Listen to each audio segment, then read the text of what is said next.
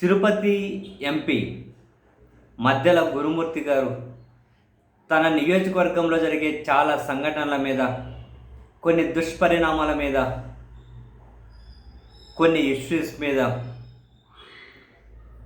చాలా రెగ్యులర్గా పార్లమెంట్లో ప్రస్తావిస్తూ ఉండడం, ఆ సమస్యలను కన్సర్న్ అథారిటీ దృష్టికి తీసుకెళ్లడం, వాటి సమస్యల పరిష్కారం కోసం తాను ఒక సిస్టమేటిక్గా పనిచేస్తూ ఉన్నట్లుగా అనిపిస్తూ ఉంటారు. అండ్ మనం తాజాగా కూడా చూసాం, డిప్యూటీ మేయర్ ఉప ఎన్నిక సందర్భంగా జరిగినటువంటి అరాచకాల మీద కేంద్ర జాతీయ స్థాయిలో చాలా సంస్థలకు ఫిర్యాదు చేసి ఉన్నారు.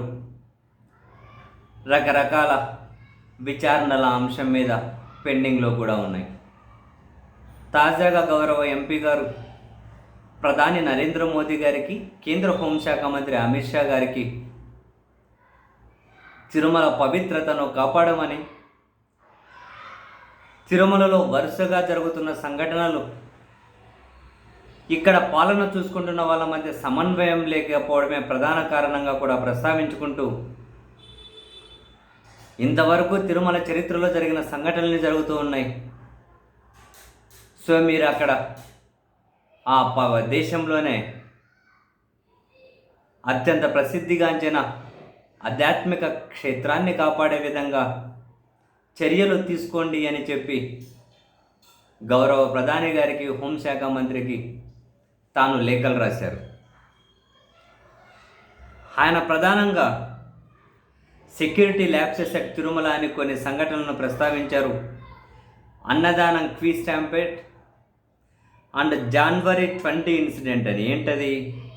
ఏ group of devotees manage to pass through the high security zone at Alipiri with non-vegetarian food including egg biryanis which were later consumed at Tirumala, violating the sanctity of the temple town. And ఇంకొకటి, unlawful entry with prohibited items, అంటే గంజాయి, మాదక ద్రవ్యాలు, మందు, liquor తీసుకొని పోతూ ఉన్నారు అని.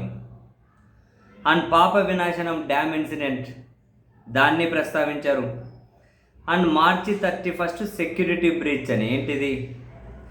On March 31 A mentally unstable individual bypassed the Alipiri checkpoint on his motorbike and was only intercepted after reaching Tirumala having travelled alone on the Ghat road without intervention. Alipiri check post దగ్గర ఒక mentally unstable person bike మీద వెళ్ళిపోయారంట. తిరుమలకు పోయేంత వరకు ఎవరూ పట్టుకోలేకపోయారట. ఈ incidents అన్నింటినీ తీసుకెళ్ళి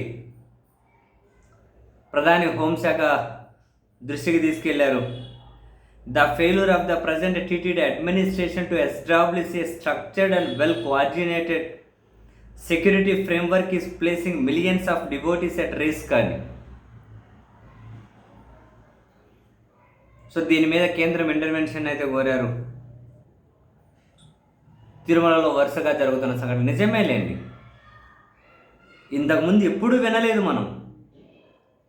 సరే, పత్రికల్లో, టీవీ ఛానల్లో ఉన్న స్క్రిప్ట్ రైటర్లు ఇటువంటివన్నీ జనం దృష్టికి తీసుకురాకుండా ఏదో పిచ్చి పిచ్చివన్నీ మాట్లాడుకుంటూ ఉంటారు కాబట్టి ఇవన్నీ ఎక్కువ ఒక సెక్షన్ ఆఫ్ పీపుల్ దృష్టికి వెళ్తుందో లేదో మనకు అర్థం కావట్లేదు.